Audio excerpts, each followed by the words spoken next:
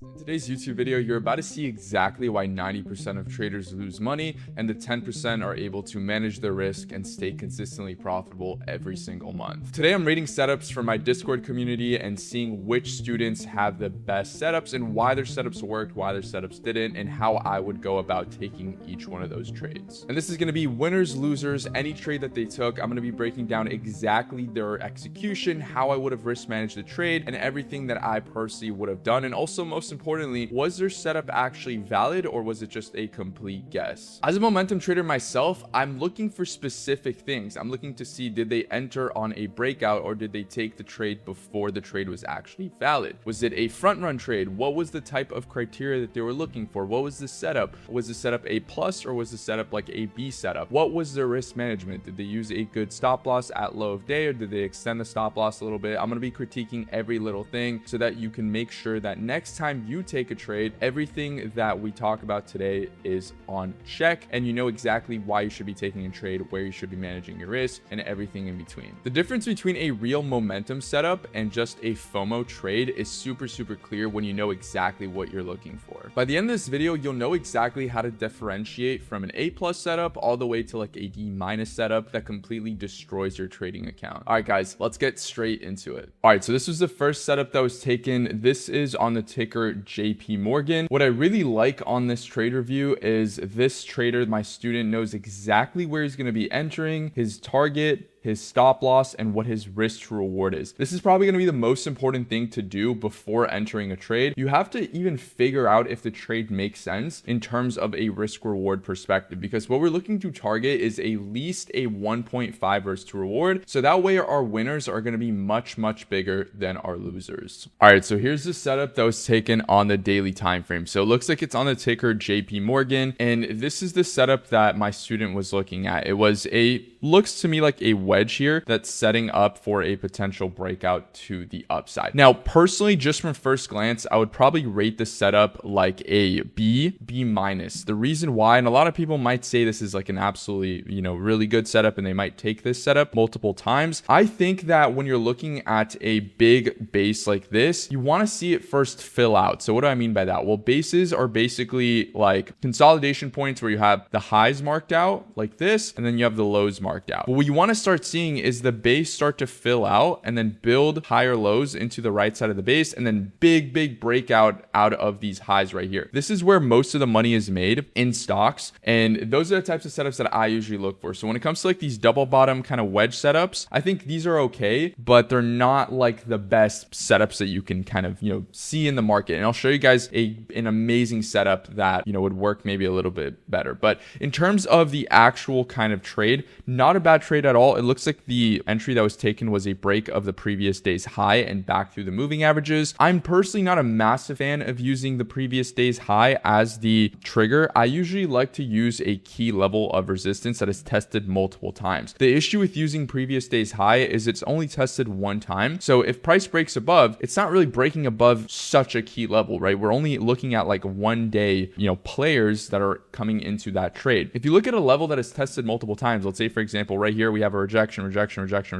If price ends up breaking above, that's going to make a massive move because there's a lot of traders now looking at that level. In terms of the risk reward, that looks good. Entry was right here, stop loss at low of day, targeting this high right here, which was this first trim and second trim. So it looks like this was obviously a winner, and this is probably going to continue to go higher up into these highs, and it'll end up being a really good trade. In terms of the actual setup though, like I said, I would say this is like a B minus, maybe B. I would look for more tightness on the next setup around, but these setups could work. The thing is, do you want a setup that works a few times, or do you want one that is super repeatable and will give you massive moves in the market? I personally lean towards that. All right, and it looks like this was the lower time frame setup right here. The setup that was on the lower time frames is pretty nice. I mean, you have your entry right on the break of the high. That's exactly what you want to do. Pop back above the EMAs on the lower time frames. He put his stop loss right at the low of day, which is exactly where you want to put your stop. And then it looks like there was pretty decent volume as the stock was breaking out. I would like to see even more volume to confirm the breakout, but this doesn't look like a terrible move. Obviously hit first TP, he trimmed there, which is exactly what you should do. Never skip out on a trim just because you think the stock is going to go higher. If it hits a level of resistance, it's probably going to respect that. Sometimes it won't, and it'll continue to go higher, but it's always good to take some off the table. And then he took some off on the second trim as well. All right, so going on my trading view, you could see exactly what I'm talking about when I mean let the setup fill out. This looks like a setup that is not a bad look for this small wedge here, but the best setups are ones that are setting up in massive bases that then end up breaking out. So like this goes up and then sideways, and then it'll eventually end up breaking out. That's what could make this an A+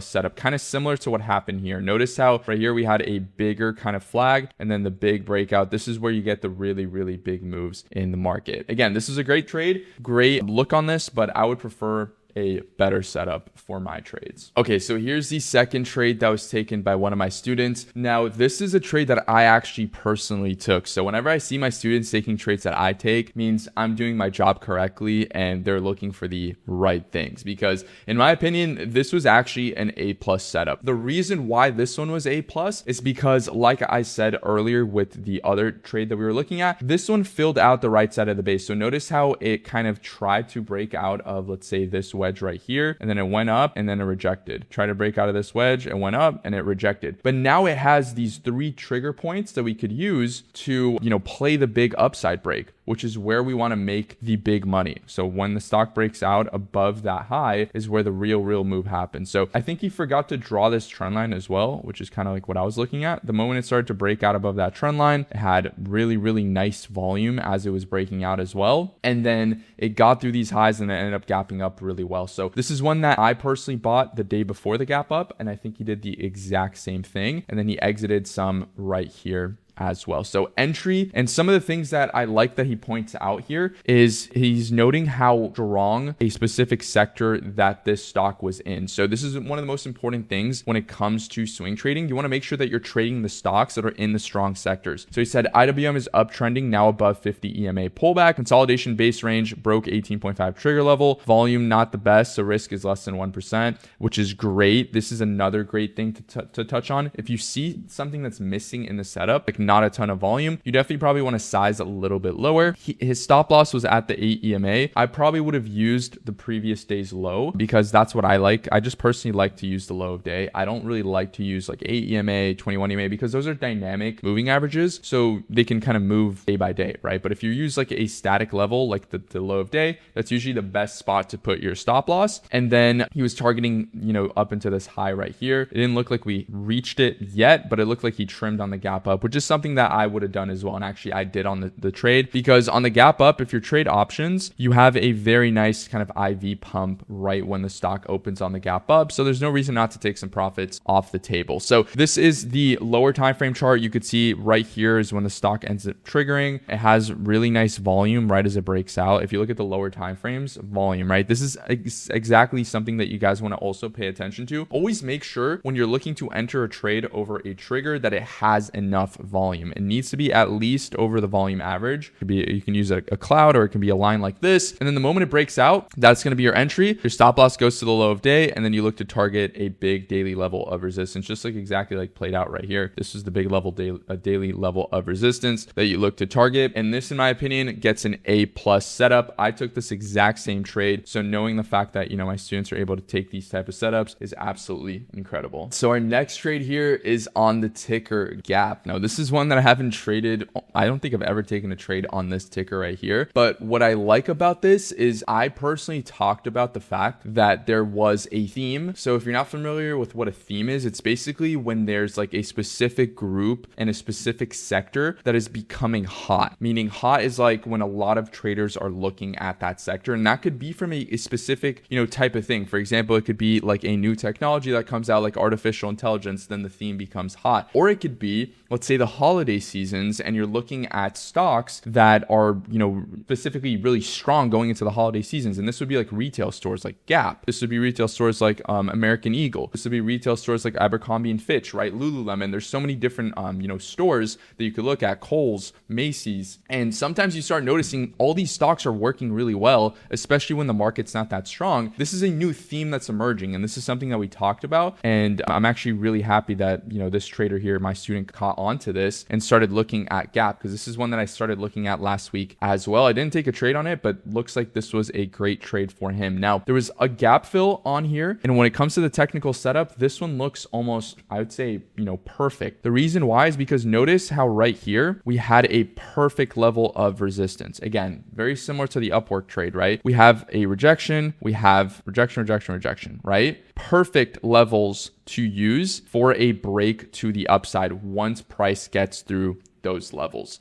And the good thing here is it looks like he took a 5-minute orb on the lower time frame breakout, which is exactly what you want to do when a stock gaps up. So you can see his entry was actually on this day right here, where the stock ends up gapping up through the highs. And a lot of people always ask me, Sean, what do you do when a stock gaps up, right? When it gaps up above the trigger, what do we do? Well, you wait the first 5 minutes, and after the first 5 minutes, you mark the high and the low of the first candle. So you can see this is the first candle right here that I kind of highlighted, right? The moment the stock breaks above the high of the first candle, that is a 5-minute opening range break. And that means that there is strong momentum for the stock to go higher. Does this always work? Absolutely not. Sometimes the stock will end up going back down and it'll stop you out, but your risk to reward is incredible. And why is it incredible? Because you put your stop loss at the low of the 5-minute candle, and then you enter right here. Look at how, small of a stop you have, only this little potentially to getting stopped out. And if the trade ends up working, you can catch massive moves just like this. This setup right here to me is A+.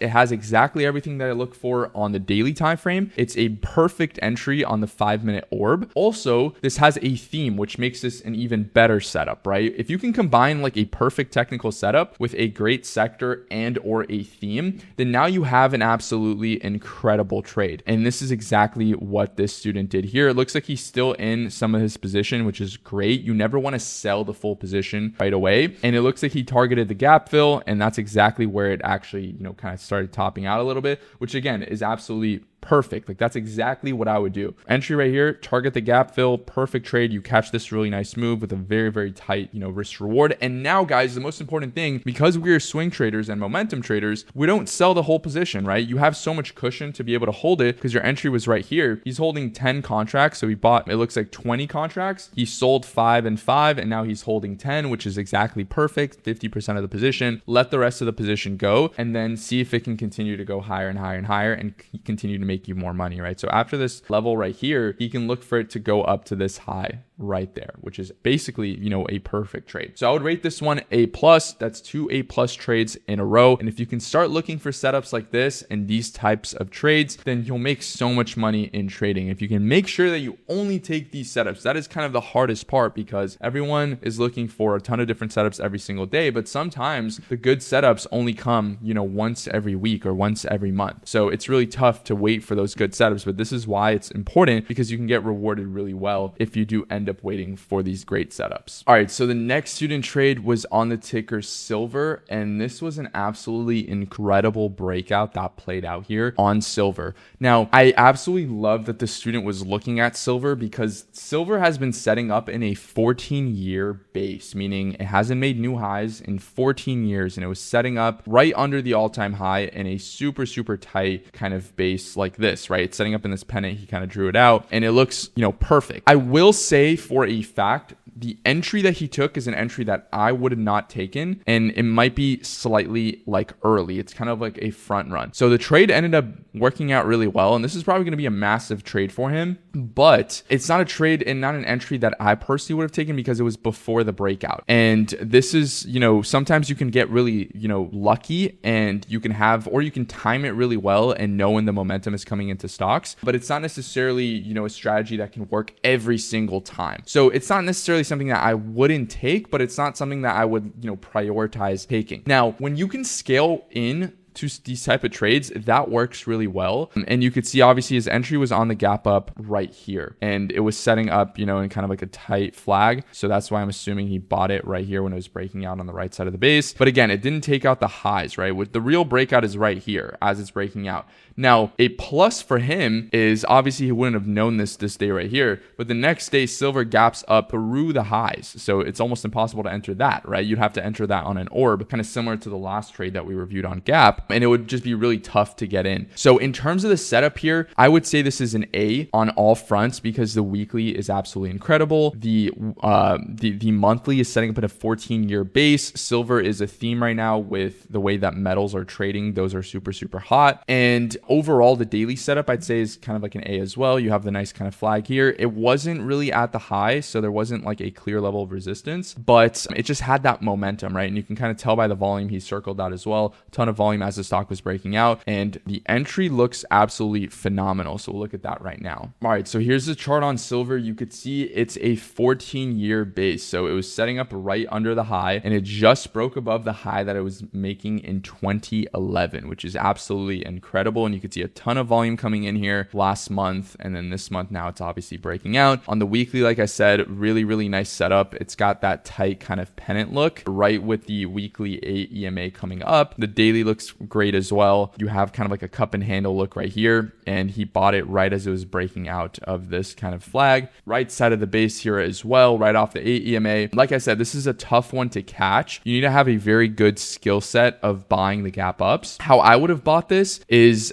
probably looking for either a retest or a continuation setup on the lower time frame. So right here, you could see it actually set up a great continuation setup, like a kind of 5-minute flag right into the retest of the breakout, and then it started to move higher. Volume was increasing as well. That could have been a place to start looking to buy that. Personally, like I said, this is a tough entry to really get, but the fact that he was able to nail this down and the setup ended up playing out well is great. But again, like I said, you have to be really picky. To me, this would be an A setup. The thing that kind of pushes it above and beyond is the fact that the sector is absolutely amazing. So this is actually a great lesson in understanding sometimes environment and the theme might be more important than the setup. If you're looking at a stock that is incredibly strong and everyone is looking to get into this stock, and it's been one of the strongest stocks in the market, let's say for example, or like the strongest theme, there's a ton of hype behind it, it might be even better to get in before the actual perfect setup, because you might not get that perfect setup because everyone wants to get into this stock, right? So they're going to make it very hard for you to get into it and then have it to end up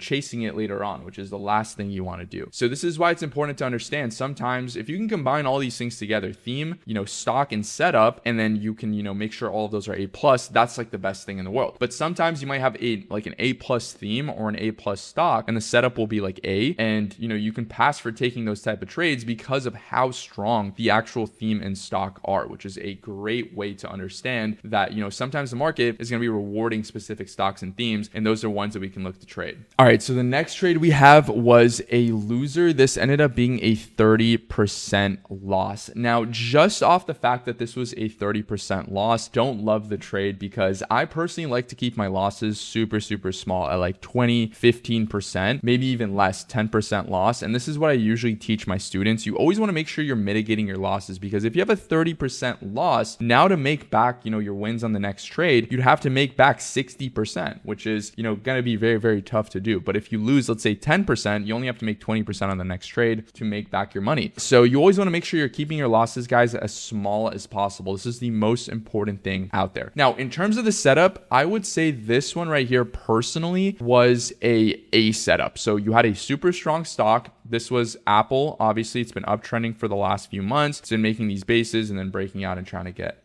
higher into the upside. But the issue is that this one was up 3 days in a row. And I have a personal rule that I use. When a stock is up 3 days in a row, the chances of a fourth green day are very, very, very low. And it's probably not going to play out, right? Well, it could, but the chances are low and the probabilities are low. So I prefer not to buy a stock on the third green day. I actually like to buy the stock when it pulls back into the moving averages and then sets up for that continuation leg higher, right? So always keep that in mind. If you're looking at a setup and it it looks like it's ready to break out, if it's already moved 1, 2, 3 days in a row, the fourth day is probably going to be either red or very, very thin and not going to, make a very, very big move because the move had already played out, right? For example, right here, you can see the same thing, 1, 2, 3 green days in a row, and the next day is red. So you want to be very, very careful on that. And I think this is why the setup didn't really work that well. It's because you had the 3 green days in a row. But overall, this setup looks pretty good. I would say, again, this is probably like an A or a B plus. Apple is a strong stock. The only thing that was really missing here is look at the volume declining as the stock goes up, which is usually not the best look. You want to see higher volume as the stock breaks out and goes higher. All right, now sometimes you could have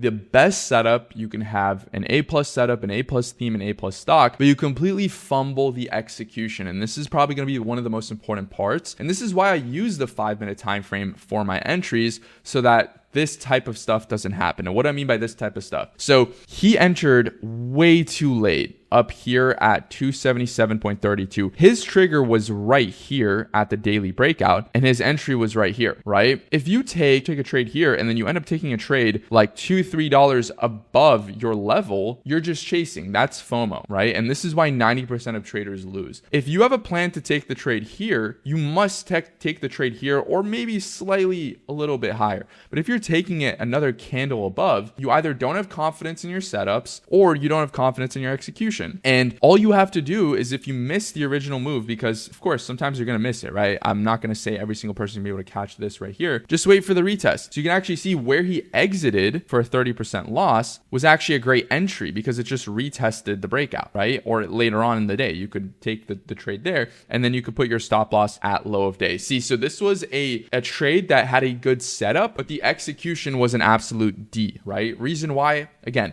stop loss wasn't right? We didn't use the low of day stop loss. It was used on a 5-minute level, which is not what you want to do. The entry was way too late, and we took the stock on a 3rd green day, which usually means the 4th day isn't probably going to be red or weaker, and the chances of us going higher on that day is much lower. But if you would have used low of day stop, this trade still would have worked out. So look, guys, this is the setup on Apple. This was kind of the level to take the entry. If I go on the lower time frames, even if you would have entered, let's say here on the retest, and it wouldn't have gone higher, let's say the next day it came back down, if you use low of day stop loss, he still would have been in the trade, right? And he probably would have, been paid the next week because this still looks like it wants to go higher. And this is why it's important to know, 3 green days in a row, probably going to be a little bit weaker the next day. But then the 5th day rolls around after the momentum is reset and the moving averages catch up. Now you have a chance for a big move. And this is why it's always important to use low of day. So in this case, the setup was pretty good. The execution was pretty poor. And that's why, trading doesn't only come down to the best setups. Someone could literally have the best setups in the world, but they end up, kind of fumbling the trade because their execution isn't great. All right, so this is the last trade review, and honestly, I saved the best for last. In my opinion, this was the best setup coming out of last week, and this is one that I was personally eyeing as well and really talking to the students about. The reason why I really like this setup on the ticker Rocket is because it had every single time frame aligned. It had a perfect theme and it was moving strong against the market, meaning it had relative strength. So what do I mean by all of that? Well, first of all, it has a massive weekly base. So if you look at the actual setup, it's got this big weekly base that it's forming. So it was making new lows, but it was really kind of failing to go lower here. Every single time it made a new low, kind of failed to really,